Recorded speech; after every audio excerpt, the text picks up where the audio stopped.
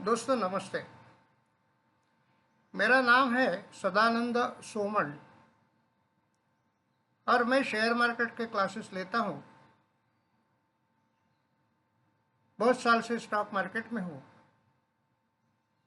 आज मैं आपको एक बहुत इम्पोर्टेंट कंसेप्ट आपको बताने जा रहा हूँ। आपको सबको मालूम है कि पैसे की कितनी ज़रूरत होती है, पैसे कितना ज़रूरी है।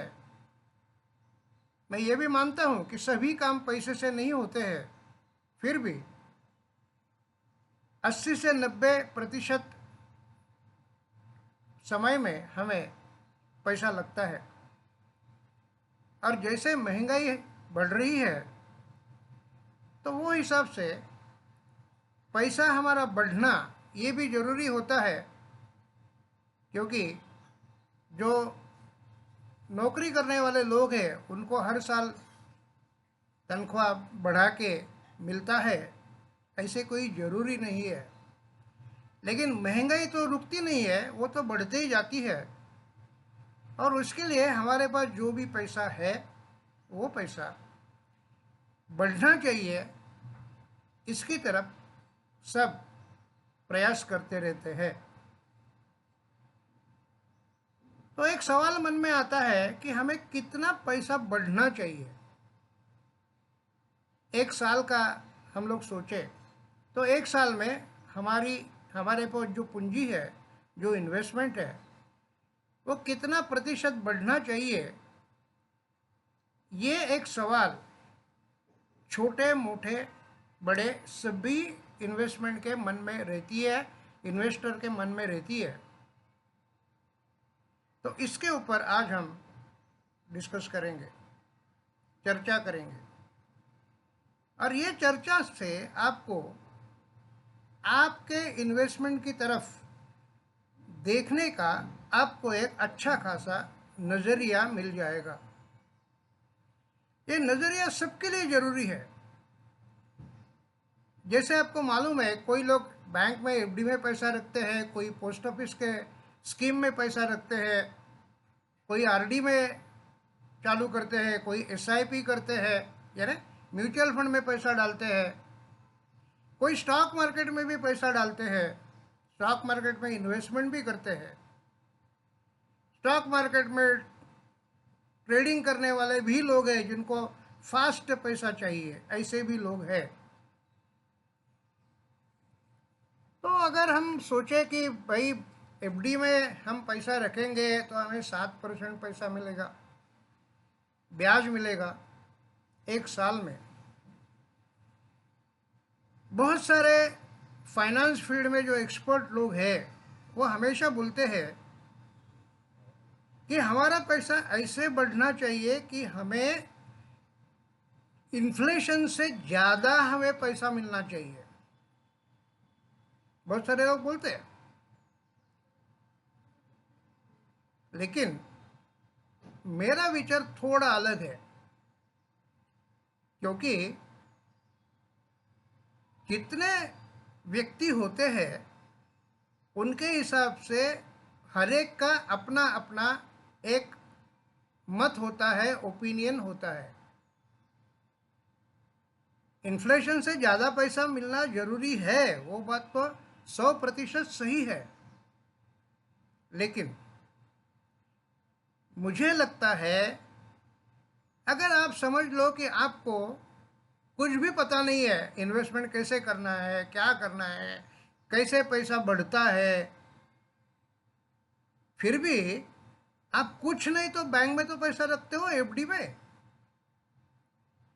बैंक के फिक्स डिपॉजिट में, जिसको पैसे कैसे अच्छे तरीके से बढ़ाना चाहिए उसके ऊपर भले नॉलेज नहीं है, लेकिन फिर भी ज़्यादा करके जो रिटायर्ड लोग हैं, ज़्यादा करके लोग बोलेंगे कि हम एफडी में पैसा रखते हैं, रिस्क कम है, भले हमारा पैसा बढ़ता नहीं है, भले वो 7% से ज़्यादा इन्फ्लेशन होता है, तो हमारा पैसा एफडी में रख के भी हर साल कम होते जाता है, बढ़ता तो, बढ़ने की तो बात छोड़ो। लेकिन लोगों को ये भी पता है कि एफडी में पैसा रख के हमारा पैसा,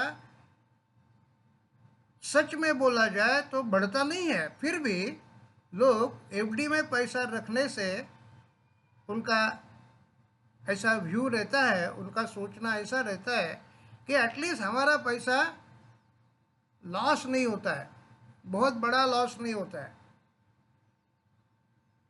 तो ऐसे लोग हैं एफडी में पैसा रखते हैं।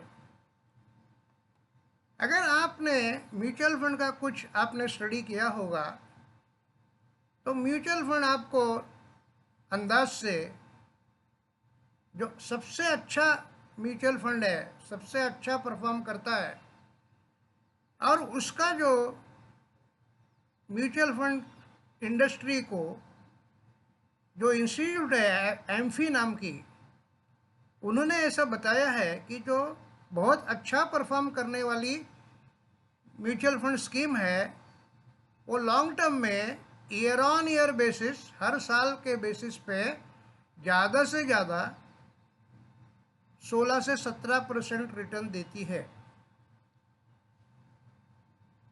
लेकिन म्यूचुअल फंड में क्या होता है, आपका पैसा, वो फंड मैनेजर जो भी होता है उसमें आप पैसा देते हो। कभी कभी हो सकता है उसका भी जजमेंट रॉन्ग हो सकता है, आखिर में वो इंसान है, सोचने के तरीके जो निर्णय होते हैं वो गलत हो सकते हैं। और इसके लिए हम सब लोग मानते हैं कि म्यूचुअल फंड में ऑन एन एवरेज 12 से 14% साल का रिटर्न्स मिलता है।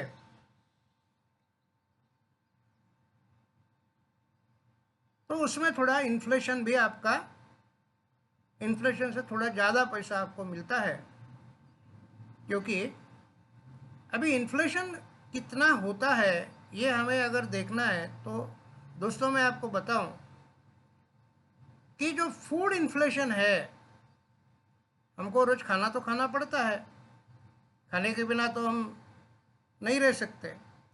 तो जो भी चीज़, खाने की चीज़ हम लोग किराना दुकान से लाते हैं, वो उसका अगर रेट के बारे में आपने अगर थोड़ा गौर किया रहेगा तो आपको पता चलेगा कि फूड इन्फ्लेशन कितना महंगा है। और मेरे हिसाब में वो कम से कम 9% होता है सालाना। सालाना 9% कम से कम होता है। सबसे बड़ा इन्फ्लेशन फूड इन्फ्लेशन होता है। और उसके लिए मेरा बोलने का एक मतलब ऐसा है, बताने का मतलब ऐसा है कि हमें ये जो 9% इन्फ्लेशन हम लोग अगर कंफर्म करेंगे कि भाई चलो 9% इन्फ्लेशन होता है, तो हमें उससे जास्ती पैसा हमें मिलना चाहिए।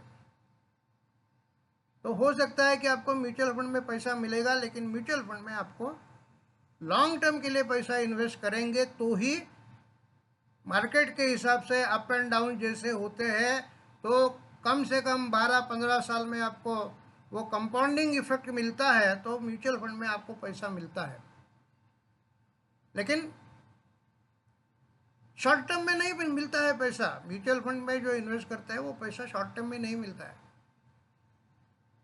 तो म्यूचुअल फंड में कितना पैसा मिलता है, क्या मिलता है, ज़्यादा मिलता है, कम मिलता है, वो स्कीम के ऊपर डिपेंड है, कौन से स्कीम में आप पैसा इन्वेस्ट करते हो।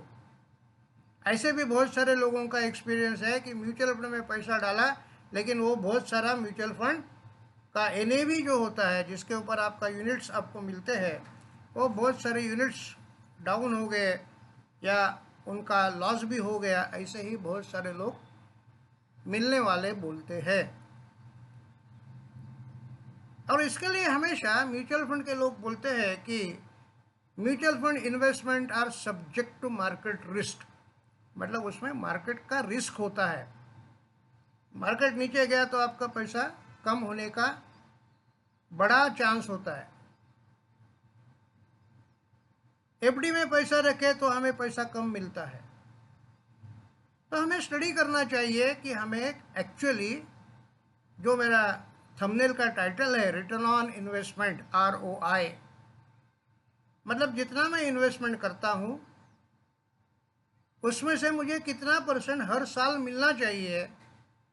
तो इसका हिसाब सीधा सीधा ऐसा है कि 9% अगर हम इन्फ्लेशन को मान्यता देंगे कि चलो 9% इन्फ्लेशन है, और बैंक FD में अगर समझो हम लोग बाई चांस पैसा रखते हैं तो उसको आजकल 6.5 से 7% FD में पैसा मिलता है। तो ये दोनों का अगर जोड़ा जाए, इन्फ्लेशन और बैंक का FD का रेट, तो करीबन 16% हमें मिलना चाहिए। हमारे इन्वेस्टमेंट पे रिटर्न हमें 16% मिलना चाहिए। वो बहुत बार म्यूचुअल फंड में भी नहीं मिलता है। मैं म्यूचुअल फंड के अगेंस्ट में बात नहीं कर रहा हूँ। म्यूचुअल फंड अच्छा ही है, लेकिन वो लॉन्ग टर्म के लिए अच्छा है। तो 16% हमें मिलना चाहिए। जब भी मैं जहाँ भी इन्वेस्टमेंट करता हूँ उससे साल में 16% से ज़्यादा अगर मुझे मेरा पैसा बढ़ता है, तो 16% से ज़्यादा कितना बढ़ता है? अगर मेरा टोटल 21% पैसा बढ़ गया, 21% मेरा पैसा बढ़ गया, तो उसमें से आप 16% निकाल दो। क्योंकि आप जब भी 21% पैसा कमाते हो, इसका मतलब आप रिस्की इसमें इन्वेस्टमेंट करते हो। आप ऐसे रिटर्न्स कमाने के लिए आप रिस्क तो लेते हो। नहीं तो कोई भी आपको 21% नहीं मिलेगा, मतलब आप रिस्क लेते हो। लेकिन अगर आपको रिस्क नहीं लेना है तो बैंक में FD में पैसा रखेगा तो एटलीस्ट वो तो 7% मिलेगा। तो यहाँ मुझे आपको बताना है कि हमें साल में कम से कम 16% रिटर्न्स हमें मिलना चाहिए हमारे इन्वेस्टमेंट पे। उससे जितना जास्ती मिलेगा, उससे जितना ज़्यादा मिलेगा, समझो 21% मिल गया तो 21 से 16 माइनस कर दो, तो हमें सिर्फ हमारा पैसा रियल सेंस में 5% ही बढ़ा। तो दो कंसेप्ट यहाँ होते हैं, एक रिटर्न ऑन इन्वेस्टमेंट और दूसरा होता है रियल रिटर्न ऑन इन्वेस्टमेंट। तो हमें दिखने में दिखता है कि 21% मिला, दिखने में दिखता है कि 16% मिला, लेकिन इन्फ्लेशन और हमारा बैंक FD को मैं जोड़ दूँ तो वो 16% के करीब आता है। तो अगर मुझे 16% ही मेरा पैसा बढ़ता है तो रियल रिटर्न जिसको बोलते हैं वो मेरा 0% हो गया। तो ये बहुत समझने वाली बात है। रिटायर्ड लोग बहुत सोचते हैं कि FD में पैसा रखा, 7% मिला, लेकिन उनका पैसा बढ़ता नहीं है। ये दोस्तों आप ध्यान में रखिए, ध्यान में लीजिए। तो हमें ज़रूरत क्या है? हमें पैसे कैसे बढ़ाना चाहिए, उसके लिए सीखना ज़रूरी है। और दोस्तों मैं आपको बताऊं, मैं लास्ट 20 साल से स्टॉक मार्केट में हूँ। बहुत सारे स्टूडेंट्स को मैंने सिखाया है। आपको अगर सीखना है तो मेरा मोबाइल नंबर डिस्क्रिप्शन में दिया है, आप वहाँ फ़ोन करके मेरा क्लास आप ज्वाइन कर सकते हो। रियल रिटर्न ऑन इन्वेस्टमेंट, ये कंसेप्ट बहुत इम्पॉर्टेंट है, क्योंकि उसमें इन्फ्लेशन भी इंक्लूड होता है और तुम्हारा बैंक FD भी इंक्लूड होता है। सिर्फ 14% 15% मिलने से काम नहीं होता है, कम से कम 16% सालाना तो आपको मिलना चाहिए। आपके इन्वेस्टमेंट पे उतना पैसा मिलना चाहिए। तो दोस्तों, return on investment and real return on investment, ये दो कंसेप्ट मुझे आपको एक्सप्लेन करने थे, इसके लिए मैंने ये वीडियो बनाई है। अगर ये वीडियो आपको पसंद आई है तो अपने दोस्तों के साथ शेयर कीजिए, और मेरा चैनल अभी तक आपने सब्सक्राइब नहीं किया तो कृपया सब्सक्राइब कीजिए। Thank you very much. Bye bye. Have a good day.